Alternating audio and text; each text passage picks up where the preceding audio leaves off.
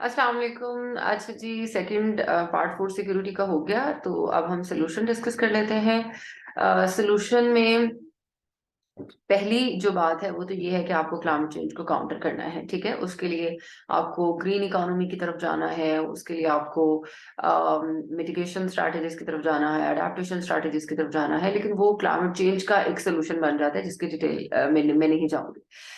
जो चीज यहाँ पे प्रॉपर हम डिस्कस करेंगे वो होगी सस्टेनेबल एग्रीकल्चर, कि आप क्लाइमेट चेंज के होते हुए एग्रीकल्चर को किस तरह से जो है वो स्ट्रेंथन कर सकते हैं on sustainable basis, so that agriculture के ऊपर क्लाइमेट चेंज के इम्पैक्ट्स ना आए और फूड सिक्योरिटी के जो कंसर्न्स हैं उनको मिनिमाइज कर सकें।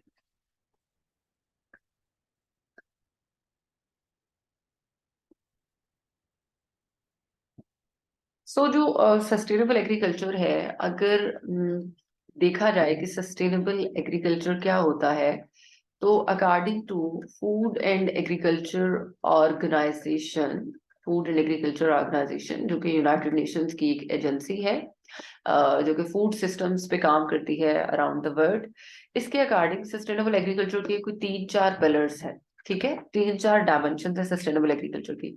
सबसे पहली डायमेंशन है सॉइल हेल्थ। आपकी जो लैंड है, जो आपकी सॉइल है, वो हेल्दी होनी चाहिए, उसके अंदर प्रॉपर वाटर होना चाहिए, इरिगेशन प्रॉपर होनी चाहिए, उसके अंदर न्यूट्रिएंट रिजर्व होना चाहिए, उसके अंदर बैक्टीरियल कॉलोनीज होनी चाहिए, सॉइल बायोडाइवर्सिटी जो है वो अच्छी होनी चाहिए, ताकि आपकी एग्रीकल्चर की जो प्रोडक्शन है वो अच्छी हो, वो स्ट्रांग हो। ठीक है, उसके बाद इसकी जो सेकंड डायमेंशन है, उसमें यह है कि जो आपका वाटर सिस्टम है वो बहुत एडवांस और वेल डेवलप्ड होना चाहिए। मतलब जो आपका इरिगेशन का सिस्टम है, सो आपको वाटर शॉर्टेज को काउंटर करना है। ठीक है, आपको प्रॉपर इरिगेट करना है अपनी एग्रीकल्चर को। और थर्ड इसमें ये है कि जो आपकी एग्रीकल्चर है वो रिजिलियंट होनी चाहिए। किसको रिजिलियंट होनी चाहिए? To the impacts of climate change. Climate change के जो इम्पैक्ट आपकी एग्रीकल्चरल सिस्टम के ऊपर आ रहे हैं, उसको वो रिजिलिएंट करे, उसको वो रेजिस्ट करे, उसके ऊपर टेम्परेचर का कोई असर ना हो, ड्राउट का कोई असर ना हो। ठीक है, उसके ऊपर अगर उसको पानी कम मिल रहा है तो वो उसी में ग्रो करे। तो रिजिलियंट जो एग्रीकल्चरल सिस्टम्स हैं, ये आप सस्टेनेबल एग्रीकल्चर का एक बहुत मेजर पार्ट्स है। और जो लास्ट इसका पिलर है वो न्यूट्रिशनल क्वालिटी है आपकी क्रॉप की। ठीक है, कि आपकी जो क्रॉप है उसकी न्यूट्रिशनल क्वालिटी क्वालिटी के ऊपर कोई इम्पैक्ट ना आए क्लाइमेट चेंज की वजह से, उसको भी आपको काउंटर करना है। इसके अलावा इंफ्रास्ट्रक्चर भी मेंशन किया जाता है कुछ जगहों पे, कि जो आपका एग्रीकल्चर का इंफ्रास्ट्रक्चर है वो बहुत वेल एस्टेब्लिश्ड होना चाहिए, जिसमें आपकी सारी टेक्नोलॉजी आ जाती है, जिसमें आपकी सारी वर्क फोर्स आ जाती है, जिसमें आपकी मार्केट आ जाती है, जिसमें आपका रोड इंफ्रास्ट्रक्चर आ जाता है, जिसमें आपके एग्रीकल्चरल के जो का इंस्टीट्यूशनल फ्रेमवर्क भी आ जाता है। तो उसको भी बहुत एडवांस और डेवलप्ड होना चाहिए। ठीक है, अब हम देख लेते हैं कि सस्टेनेबल एग्रीकल्चर, हमें पता चल गया क्या होता है, कि हम सस्टेनेबल एग्रीकल्चर की तरफ कैसे जा सकते हैं। हम किस तरह से अपने एग्रीकल्चरल सिस्टम को अपलिफ्ट करें, हम किस तरह से रिफॉर्म्स लेके आए कि क्लाइमेट चेंज के इम्पैक्ट को वो मिनिमम कर सके और हमारी प्रोडक्शन अच्छी हो सके। ठीक है, तो सबसे पहली जो चीज यहाँ पे मैं आपको सजेस्ट करूंगी, जो मैं आपको बताऊंगी या एक्सप्लेन करूंगी, वो तो हम प्रॉपर सस्टेनेबल एग्रीकल्चर के लिए कुछ टेक्नोलॉजीज की बात करेंगे, कि आप फील्ड में क्या करें कि आपकी एग्रीकल्चरल की जो प्रोडक्शन है वो बहुत अच्छी है। सबसे पहले ये है कि आपने अगर सॉइल की हेल्थ को मेंटेन करना है, तो आप जीरो टिलेज की तरफ चले जाएं। जीरो टिलेज का मतलब ये है कि आपकी लैंड ऑलरेडी डिग्रेडेड है। ठीक है, ऑलरेडी उसमें न्यूट्रिएंट रिजर्व कम है, ऑलरेडी उसमें वाटर कम है, तो आप उसको मत छेड़ें। जो एग्रीकल्चर की फर्स्ट स्टेज होती है उसमें हम प्लफिंग कर रहे होते हैं, बहुत ज्यादा लैंड को डिस्टर्ब कर रहे हैं, बहुत ज्यादा उसको हम अपनी मशीनरी से क्योंकि उसको हमने प्रिपेयर करना होता है, लैंड प्रिपरेशन बेसिकली पहली स्टेज होती है। तो डोंट प्रिपेयर योर लैंड, आप उसको इतना ज्यादा प्रिपेयर ना करें कि उसका सारा न्यूट्रिएंट जो रिजर्व है वो लॉस्ट हो जाए, उसमें से वाटर सारा इवेपोरेट हो जाए, और उसमें से बहुत ज्यादा कार्बन डाइऑक्साइड की इमिशन हो। ठीक है, जितनी कार्बन डाइऑक्साइड की इमिशन होगी, फिर उतना ही ऑफ कोर्स क्लाइमेट चेंज की तरफ जाएगी वर्ल्ड, और वो वाली फिर कार्बन डाइऑक्साइड अगेन आपकी क्रॉप के लिए जो है वो अच्छी नहीं है, क्योंकि वो उससे ग्लोबल वार्मिंग होगी सब कुछ। तो आप लैंड को प्रिपेयर किए बगैर डायरेक्ट सीडिंग की तरफ जाएं। ठीक है, ताकि आपकी एग्रीकल्चरल प्रोडक्शन अच्छी हो, आप क्लाइमेट चेंज के इम्पैक्ट को बेसिकली मिनिमम करने की कोशिश कर रहे हैं। दूसरा, इसमें हमें क्या करने की जरूरत है कि आपकी जो वैरायटीज हैं उनको टेम्परेचर टॉलरेंट बनाने की जरूरत है। आपको टेम्परेचर टॉलरेंट वैरायटीज की तरफ जाना है।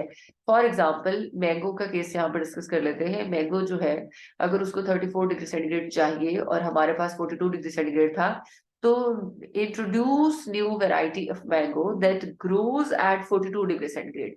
तो अब अपनी आप रेंज सेट कर ले 40 टू 50 डिग्री सेंटीग्रेड, और इस टेम्परेचर रेंज पे मैंगो की जो वेराइटी जो है वो प्रोडक्शन अच्छी देगी, आप वो नई वैरायटी मार्केट में इंट्रोड्यूस कराएं। सो आपको टेम्परेचर टॉलरेंट वैरायटीज लेके आनी पड़ेगी, ठीक है।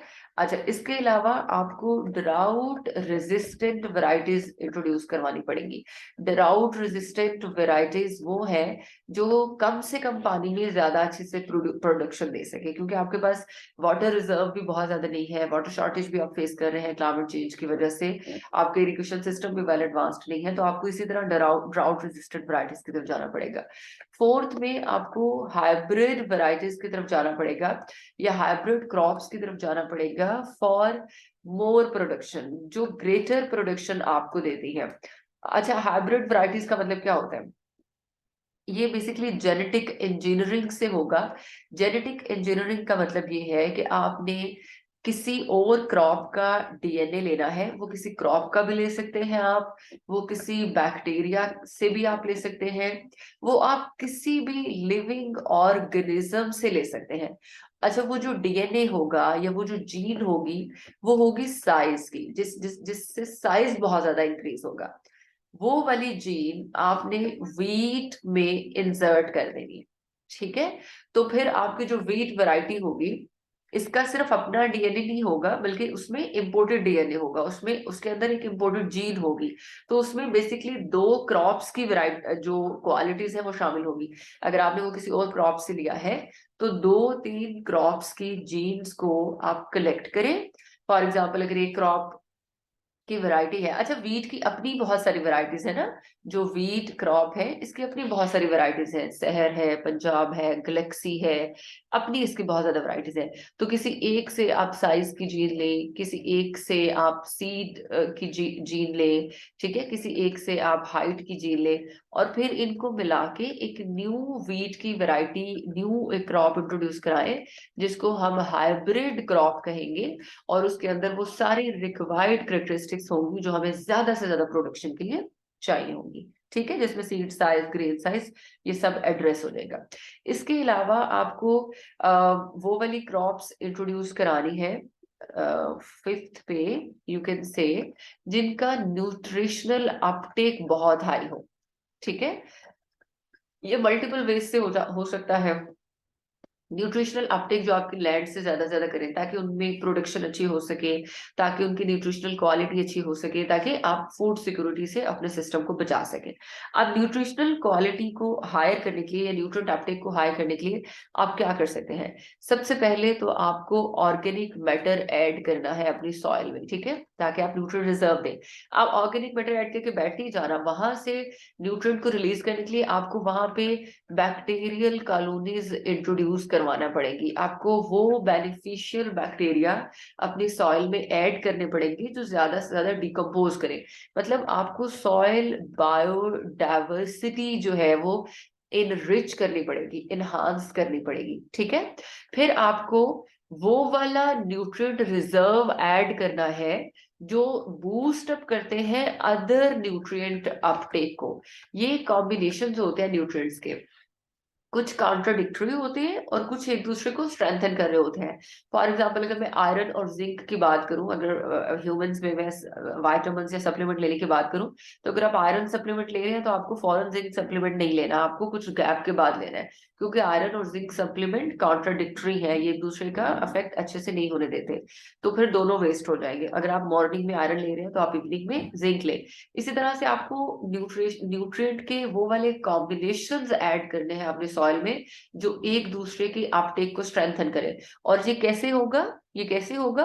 सॉइल पीएच को मेंटेन करने से। जो जो सॉइल पीएच है, जो न्यूट्रिएंट अपटेक को फेवर करती है। सो आपको सॉइल पीएच भी अपनी अल्टर करनी है। पाकिस्तान की अगर मैं बात करूं तो जो पाकिस्तान की सॉइल है वो बेसिकली अल्कलाइन इन नेचर है। उसकी पीएच 8.5 है, जो कि बिल्कुल फेवरेबल नहीं है न्यूट्रिएंट अपटेक के लिए। तो जो न्यूट्रिएंट अपटेक है या जो क्रॉप की ग्रोथ है वो होती है एसिडिक पीएच पे, जो जिस पे 6.5 to 7 पीएच जो है वो ऑप्टिमम या बेस्ट कंसिडर की जाती है। तो आपको अपने सॉइल को ट्रीट करने की जरूरत है, उसकी पीएच को अल्टर करने की जरूरत है, सो दैट न्यूट्रिएंट अपटेक आपके सॉइल में ज्यादा से ज्यादा हो। ठीक है। अच्छा, 6th नंबर पे आपको क्या करने की जरूरत है? आपको बायो इंजीनियरिंग की तरफ जाने की जरूरत है। अभी मैं सब टेक्नोलॉजिकल बातें कर रही हूँ, इसके बाद फिर हम दूसरी चीज की तरफ जाएंगे। बायो इंजीनियरिंग क्या है? बायोटेक्नोलॉजी, बायो इंजीनियरिंग और जेनेटिक इंजीनियरिंग भी बेसिकली बायो इंजीनियरिंग की ही एक ब्रांच है। बायो इंजीनियरिंग में आपने क्या करना है? लिविंग ऑर्गेनिजम्स को यूटिलाइज करते हुए न्यू वेराइटीज बनानी है। लिविंग ऑर्गेनिजम्स के जीन्स और डीएनए को यूटिलाइज करते हुए न्यू वैरायटीज बनानी है। और दो क्रॉप्स के टिश्यूज को यूटिलाइज करते हुए एक न्यू क्रॉप भी बना सकते हैं। फॉर एग्जाम्पल, अगर आपके पास लैंड कम है, रिसोर्सेज कम है, आपके पास वाटर कम है, आपके पास स्पेस नहीं है, आपके पास फर्टिलाइजर कम है, और आप चाहते हैं एक ही फार्म में उसी इरिगेशन पैटर्न पे उसी फर्टिलाइजर के एक बैग से मुझे दो क्रॉप्स मिले, तो आप क्या करेंगे? नीचे आप अपना पोटैटो का टिश्यू लेंगे या इसका स्टेम लेंगे, और उसके ऊपर टोमेटो का स्टेम लेंगे, और आप इन दोनों को कनेक्ट करके बायो इंजीनियरिंग की टेक्निक्स के थ्रू आप एक क्रॉप बना के अपनी सॉइल में इसको सो करेंगे। तो आपको एक ही प्लांट पे पोटैटोज भी मिलेंगे और टोमेटोज भी मिलेंगे। और ये जो एडवांस्ड एग्रीकल्चरल के मेथड्स हैं, ये बहुत ज्यादा वेस्टर्न कंट्रीज में और यूरोप में ये बहुत ज्यादा प्रैक्टिस किए जा रहे हैं सस्टेनेबल एग्रीकल्चर के लिए। ठीक है। अच्छा, इसके बाद अब हम आएंगे सॉइल ट्रीटमेंट पे, कि आपको अपनी इंडिजिनस सॉइल को ट्रीट करना है। आपको बेसिकली अपने जो रिसोर्सेज हैं उनको भी इम्प्रूव करना है, उनको कंजर्व करना है, उनको मैनेज करना है। रिसोर्स मैनेजमेंट बहुत इंपॉर्टेंट है एग्रीकल्चरल प्रोडक्शन में, क्योंकि सस्टेनेबल एग्रीकल्चर का पहला कंपोनेंट ही सॉइल हेल्थ है। पाकिस्तान में कौन कौन से प्रॉब्लम्स हैं? सैलाइन सॉइल का प्रॉब्लम है, हमें अल्कलाइन सॉइल का प्रॉब्लम हम फेस कर रहे हैं, सॉइल इरोजन हम फेस कर रहे हैं, क्योंकि हमारे पास ज्यादा वाटर नहीं है, वाटर स्कार्सिटी में है हम। अकॉर्डिंग टू आईएमएफ थर्ड है हम in the world water shortage में। तो इन सारे प्रॉब्लम्स को, अच्छा वाटर लॉगिंग पाकिस्तान में बहुत ज्यादा, अब ये सारी टर्म्स हैं जो कि मैं एनवायरमेंटल साइंस में बहुत डिटेल में पढ़ाती हूँ। वाटर लॉगिंग का प्रॉब्लम्स है पाकिस्तान में। तो इन सब प्रॉब्लम्स को आपको ट्रीट करना है। अब उसके बहुत सारे ट्रीटमेंट के मेथड्स हैं, वो सब भी हम डिटेल में पढ़ते हैं। आपको सॉइल ट्रीटमेंट की तरफ जाना है सस्टेनेबल एग्रीकल्चर के लिए। उसके बाद 7वें 8वें नंबर पे मैं अब वो वाली प्रैक्टिसेस डिस्कस करूंगी जो ज्यादातर मैनेजमेंट में आएंगी। ये पीछे सस्टेनेबल एग्रीकल्चर का जो हमने एक पार्ट पढ़ा, उसमें हम टेक्नोलॉजी का इस्तेमाल कर रहे थे। ठीक है, कि आप किस तरह से टेक्नोलॉजी को, रिसर्च को इस्तेमाल करते हुए with the help of education, research, advance methods, technology, आप सस्टेनेबल एग्रीकल्चर की तरफ जा रहे हैं। अब हम देखेंगे कि आप एडमिनिस्ट्रेटिव लेवल पे, मैनेजमेंट के लेवल पे कौन कौन से मेजर्स ले सकते हैं सस्टेनेबल एग्रीकल्चर के लिए। सबसे पहले उसमें होगा integrated crop management. Integrated crop management जो है वो आज के दौर में it is very important, particularly जब आप क्लाइमेट चेंज को फेस कर रहे हैं और आपके पास रिसोर्सेज भी नहीं है। इंटीग्रेटेड क्रॉप मैनेजमेंट का मतलब है कि आप अपनी क्रॉप को मैनेज कर रहे हैं एक इंटीग्रेटेड वे में, आप उसके सारे कंपोनेंट्स को कंसिडर कर रहे हैं। अब क्लाइमेट चेंज की वजह से जो हमें प्रॉब्लम्स फेस करेंगे हैं, हम उन्हीं प्रॉब्लम्स को सॉल्व करते जाएंगे और वो हमारी इंटीग्रेटेड क्रॉप मैनेजमेंट हो जाएगी। फॉर एग्जाम्पल, आप लैंड प्रिपरेशन को स्किप कर दें, आप जीरो टिलेज से स्टार्ट करें। ठीक है। उसके बाद जब आप फर्टिलाइजर डाल रहे हैं तो आप ऑर्गेनिक मैटर ऐड करें ज्यादा से ज्यादा, जिसमें आप एनिमल एंड प्लांट मेन्योर को ऐड करें। ठीक है, ताकि आपको, क्योंकि फर्टिलाइजर महंगा है ना, आप नहीं खरीद पा रहे ना क्लाइमेट चेंज की वजह से, उसको वो बन नहीं पा रहा, पेट्रोल प्राइसेस है, उसको आप एक्सपोर्ट नहीं कर पा रहे, इलेक्ट्रिसिटी शॉर्टेज है, आपका यूरिया नहीं बन सका, गैस शॉर्टेज है, तो फर्टिलाइजर आप इंपोर्ट नहीं कर पा रहे ना, तो आप animal manure, plant manure, organic fertilizer अपनी क्रॉप में ऐड करें। फिर आप वाटर इरिगेशन का जो मेथड है उसको आप ऑल्टर कर लें, तो आप वाटर कंजर्विंग मेथड्स की तरफ जाएं जिससे पानी आपका बचे। वो मैं नेक्स्ट आउटलाइन में डिटेल में डिस्कस करूंगी, यहाँ पे सिर्फ इतना ही। आपको अपने वाटर को बेसिकली कैलकुलेट करके अपनी फील्ड में, क्रॉप में ऐड करना है। देन अगेन जो अगली स्टेजेस पे आप फर्टिलाइजर ऐड करते हैं, जो जब आपकी फसल पक रही होती है, फिर आपने स्प्रे करना होता है, तो वहां पे फिर आप अपने फर्टिलाइजर को कैलकुलेट करें ताकि आपको ज्यादा ऐड ना कर सके। उसको आप वाटर में मिक्स करके डिजॉल्व्ड फर्टिलाइजर प्रिपेयर करें, जिससे वो कम से कम इस्तेमाल होगा। और इसको कैलकुलेट करने के लिए आपको सॉइल टेस्ट कराना पड़ेगा। Soil test is very important, ये सबसे पहले होता है इंटीग्रेटेड क्रॉप मैनेजमेंट के लिए। फॉर एग्जाम्पल, आप अपनी सॉइल में वीट ग्रो कर रहे हैं और उसको 25% नाइट्रोजन चाहिए। जब आपने सॉइल टेस्ट किया, आपको पता चला ऑलरेडी इसमें 15% नाइट्रोजन मौजूद है, तो मजीद आपको सिर्फ 10% ऐड करनी है।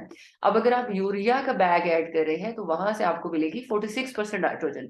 आपको ये 46% नाइट्रोजन नहीं चाहिए, आपको 10% चाहिए। तो आप इस 46% को वाटर में ऐड करके डाइल्यूट करें, इसकी कंसंट्रेशन को कम करें, इसको डिजॉल्व्ड यूरिया बनाएं। ठीक है, इससे आपके यूरिया के बैग्स कम लगेंगे, तो आपका फर्टिलाइजर ऑटोमेटिकली कम हो जाएगा। फिर आप डिजॉल्व फर्टिलाइजर ऐड करें। तो इस तरह से आप इंटीग्रेटेड क्रॉप मैनेजमेंट की तरफ जाते हैं। फिर इंटीग्रेटेड क्रॉप मैनेजमेंट में ये है कि आप जो मिक्स्ड क्रॉप पैटर्न्स एक फार्म में लगा सकते हैं। फॉर एग्जांपल, अगर ये आपका फार्म है, तो यहाँ पे आप ये आपकी वीट की लेन्स है, तो इसके साथ आप वेजिटेबल्स लगा लें। ठीक है, यहाँ पे आप फ्रूट्स लगाएं, यहाँ पे आप अपनी जो स्पाइसेस हैं वो लगा लें। तो आपका जो क्रॉप का पैटर्न होगा वो इस तरह का होगा जो आपको मैक्सिमम प्रोडक्शन देगा एक फॉर्म से। ठीक है, तो ये तो आपका हो गया इंटीग्रेटेड क्रॉप मैनेजमेंट। इसके अलावा सस्टेनेबल एग्रीकल्चर के लिए आपको इरिगेशन की प्रैक्टिसेस को चेंज करना पड़ेगा। आपको इरिगेशन, एडवांस्ड इरिगेशन मेथड्स पे जाना पड़ेगा, ताकि आपकी जो सॉइल है वो मॉइस्ट भी रहे, उसमें वाटर रिजर्व भी रहे और आपका पानी भी कम से कम लगे। उसमें से जो इस वक्त बेस्ट सूटेड मेथड है वो है ड्रिप इरिगेशन। ये ऑलमोस्ट 20% वाटर जो है वो सेव कर लेता है। ड्रिप इरिगेशन क्या होता है, जो अभी आजकल प्रैक्टिस हो रहा है वर्ल्ड में। पाकिस्तान में क्या होता है कि हम कर रहे हैं फ्लड इरिगेशन। ठीक है, जिसमें हम सिर्फ ट्यूबवेल को ओपन कर देते हैं और वो फिर पूरे फार्म में जो है उसको पानी मिलता रहता है, और जब तक वो पूरा खेत भर नहीं जाता हम ट्यूबवेल को पीछे से बंद नहीं करते। लेकिन आपको क्या करना है कि ड्रिप इरिगेशन की तरफ जाना है। ये आपका फॉर एग्जाम्पल फार्म है और ये आपकी लेन्स है क्रॉप की। ठीक है, तो ड्रिप इरिगेशन के लिए यहाँ पे आपका जो भी वाटर सोर्स होगा, ठीक है, जहां से पानी आ रहा है, और इस वाटर सोर्स से आप पाइपलाइन बिछाएंगे, और ये आपकी क्रॉप है, ये आपके प्लांट्स है। ठीक है, तो वो यहाँ तक पूरा सिस्टम इंफ्रास्ट्रक्चर आप बिठाएंगे। यहाँ से जब आप वाटर सोर्स ओपन करेंगे, तो यहाँ से भी आप वॉल्व्स जो है वो ओपन करेंगे, और वाटर ड्रिप बाय ड्रिप सिर्फ इतने रीजन को मिलेगा, जिससे आपका 20 to 30% वाटर बच जाएगा। ये बाकी सारे फार्म को पानी नहीं मिलेगा। तो ये एक एडवांस्ड मेथड है सस्टेनेबल एग्रीकल्चर में, जो सबसे ज्यादा प्रैक्टिस किया जाता है। ठीक है, उसके बाद 9th नंबर पे आपको लोकल या इंडिजिनस फर्टिलाइजर की तरफ जाना पड़ेगा, जिस फर्टिलाइजर को आप खुद बना रहे हो अपने कंट्री में। फॉर एग्जाम्पल, अब फर्टिलाइजर बनाने के लिए आपको गैस चाहिए, आपको बहुत सारे रिसोर्सेज चाहिए, तो इसमें किसको प्रमोट करना चाहिए, खासतौर पर इन पाकिस्तान में बायोफ्यूल को। बायोफ्यूल जो है या बायोगैस जो है, ये फार्म लेवल पे बनाई जा सकती है, इसके प्लांट्स लगाए जा सकते हैं with the help of the government. इसके लिए पॉलिसी इशू की जा सकती है, उसको इम्प्लीमेंट करवाया जा सकता है लोकल गवर्नमेंट की कोलैबोरेशन से। जो बड़े बड़े फार्म है, जो रूरल आपके एरियाज हैं, वहां एक विलेज में अगर आप एक प्लांट लगा दें बायोफ्यूल का, तो आप एनफ बायोगैस या मीथेन गैस प्रोड्यूस कर सकते हैं, जो कि ना सिर्फ उस गांव की गैस की रिक्वायरमेंट को पूरा करेगी, एनर्जी की रिक्वायरमेंट को, बल्कि वहां पे वो यूरिया प्रोडक्शन भी आसानी से कर लेंगे फार्म लेवल पे। तो उनका लोकल फर्टिलाइजर प्रिपेयर हो जाएगा जो वो अपने फार्म को दे सकते हैं। ठीक है। अच्छा, इसके अलावा 10th नंबर पे फार्मर्स की education is very important for sustainable agriculture. Sustainable agriculture में आपको थोड़ा सा मॉडर्न एग्रीकल्चर की तरफ जाना पड़ेगा, जिसके लिए एजुकेटिंग द फार्मर एक बहुत इंपॉर्टेंट कंपोनेंट है, जिसमें आपने उनको डिजिटल जो एजुकेशन है या जो डिजिटल टेक्नोलॉजी है वो भी आपने इंट्रोड्यूस करवानी है। जो फार्म मशीनरी है एडवांस्ड, उसमें जो टेक्नोलॉजी इस्तेमाल होती है वो भी आपने उनको इंट्रोड्यूस करानी है। जो एडवांस मेथड्स हैं इरिगेशन के वो भी आपने, इरिगेशन के, क्रॉप के, वो भी आपने उनको प्रोडक्शन के सॉरी इंट्रोड्यूस कराने हैं। तो पाकिस्तान में जो फार्मर्स हैं या जो डेवलपिंग कंट्रीज में फार्मर्स हैं, they are not very well educated, और वो बहुत रिलेक्टेंट है सस्टेनेबल एग्रीकल्चर की तरफ। क्यों? क्योंकि उनका ट्रस्ट नहीं है उस पे। तो आपने उनका ट्रस्ट मेंटेन करना है, उनको एजुकेट करना है, उनको टेक्नोलॉजी प्रोवाइड करनी है, उनको टेक्नोलॉजी इस्तेमाल करना सिखानी है, उनको इंटरनेट की एक्सेस देनी है, उनको डिजिटल वर्ल्ड के थ्रू कनेक्ट करना है, ताकि वो देखें कि किस तरह से फॉरेन जो कंट्रीज हैं, जो वेस्टर्न नेशंस हैं, वो किस तरह से अपनी एग्रीकल्चर को स्ट्रेंथन कर रही है, ताकि उनके अंदर वो मोटिवेशन आए। ठीक है। इसके अलावा आपने अपनी वर्क फोर्स को ट्रेन करना है और उन्हें प्रोटेक्ट करना है। सस्टेनेबल एग्रीकल्चर का ये बहुत इंपॉर्टेंट कंपोनेंट है, पर्टिकुलरली जब हम क्लाइमेट चेंज को फेस कर रहे हैं, कि आपकी जो वर्क फोर्स है वो एजुकेटेड हो, वो प्रोटेक्टेड हो, वो इम्यून हो, वो हेल्दी हो और वो ट्रेन्ड हो, ताकि वो सस्टेनेबल एग्रीकल्चर में प्रॉपर अपना पार्ट जो है वो प्ले कर सके। इसके अलावा जो यहाँ पे एक बहुत इम्पोर्टेंट पॉइंट जो है वो मैं डिस्कस करूंगी, वो होगा strengthening the role of cooperatives. अच्छा, अब ये कॉपरेटिव्स क्या है? कॉपरेटिव्स बेसिकली एक डिपार्टमेंट है पाकिस्तान, ये मैं पाकिस्तान की बात कर रही हूँ, क्योंकि हमें बेसिकली केस स्टडी जब हम लेते हैं या जब हम एग्जांपल लेते हैं तो हम बाकी कंट्रीज से लेते हैं। एग्रीकल्चरल प्रोडक्शन इस वक्त आप यूएसए में देख लें, आप इस वक्त कनाडा में देख लें, आप इस वक्त इंडिया में देख लें, तो वहां पे एग्रीकल्चरल सोसाइटीज बनी हुई है। अब एग्रीकल्चरल सोसाइटी ऐसी सोसाइटी को कहते हैं जिसमें कुछ लोग, कुछ फार्मर्स मिलजुल के एग्रीकल्चर करते हैं। फॉर एग्जाम्पल यहाँ पे 5 पर्सन है, बल्कि आप कह लें यहाँ पे 5 फार्मर्स हैं। एक के पास ट्रैक्टर है, बाकी 4 के पास नहीं है। बाकी जो एक है उसके पास फंड है। जो तीसरा बंदा है उसके पास बायोफ्यूल लगाने की रिसोर्सेज है, वो प्लांट लगा सकता है।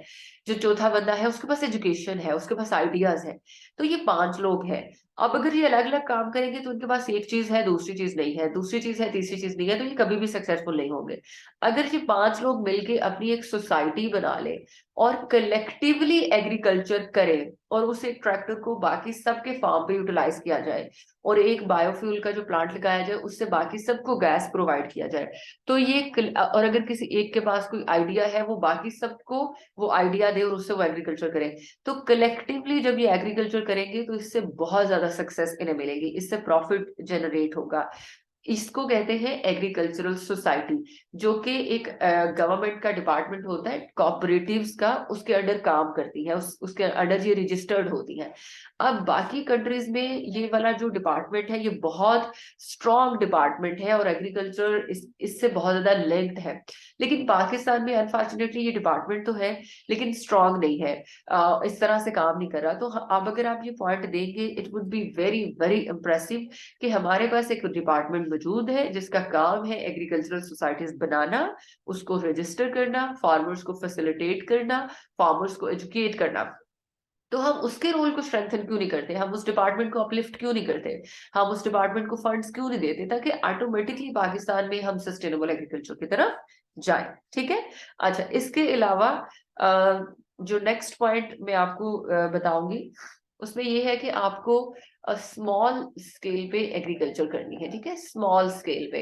अब इसके लिए भी आपको पॉलिसी इंट्रोड्यूस करानी पड़ेगी, जिसमें रूफटॉप गार्डनिंग है, जिसमें किचन गार्डनिंग है, जिसमें बैकयार्ड गार्डनिंग है, जिसमें टाउन लेवल पे आपको अगर आपने कोई हाउसिंग कॉलोनी बनाई है तो उसमें आपको 2 to 3 एकड़ जो है वो लैंड स्पेयर करनी पड़ेगी, जहां पे उस टाउन की रिक्वायरमेंट के लिए वेजिटेबल प्रोडक्शन हो under the policy of the government, या वो उस हाउसिंग स्कीम का पार्ट हो, और वो जो 2 to 3 एकड़ है वहां पे जो वेजिटेबल्स बनेगी वो उस कॉलोनी की, हाउसिंग कॉलोनी की रिक्वायरमेंट के लिए एनफ होंगी। ठीक है, वो कुछ लोगों की रिस्पॉन्सिबिलिटी हो जो उसको, उस लैंड को ऑन करे, फिर वहां पे एक छोटी सी मार्केट हो जहां पे वो जो वेजिटेबल्स हैं वो लोगों को सेल की जाए, और एक कॉलोनी का अपना छोटा सा एग्रीकल्चर मार्केट का सिस्टम डेवलप किया जाए।